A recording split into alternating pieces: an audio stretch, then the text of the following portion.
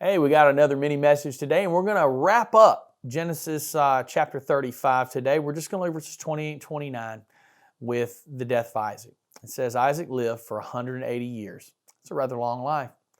In verse 29, it says, Then he breathed his last and died at a ripe old age, joining his ancestors in death. And his sons, Jacob and Esau, buried him.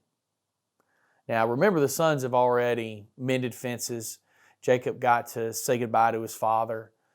It was a good thing. You know, it's nice to see this fractured family together in the end.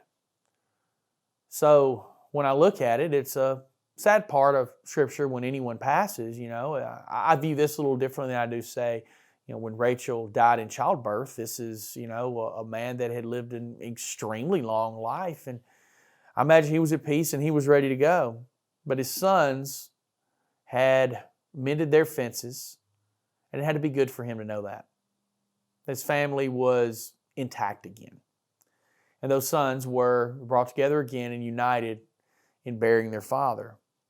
And this really ends Jacob's narrative here. We really, after this chapter, Jacob is still present all the way really to the end of the book of Genesis. But he's not kind of the main focus anymore. The focus shifts, and it shifts to Joseph. But here at the end, we see the end of Jacob's narrative. It's marked by the death of his father. But the purpose is not simply to record Isaac's death. It shows the fulfillment of God's promise, going all the way back to chapter 28, where during his time away from the promised land, when he worked for Laban, when he was fleeing from his brother Esau, that he asked God to watch over him and return him safely to the house of his father. And God did exactly that. He brought him back to his father, and he got to mend those fences and see him before he passed.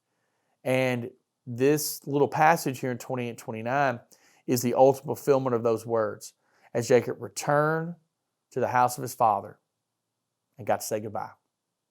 And with that, we'll say goodbye as well. We'll see you again soon.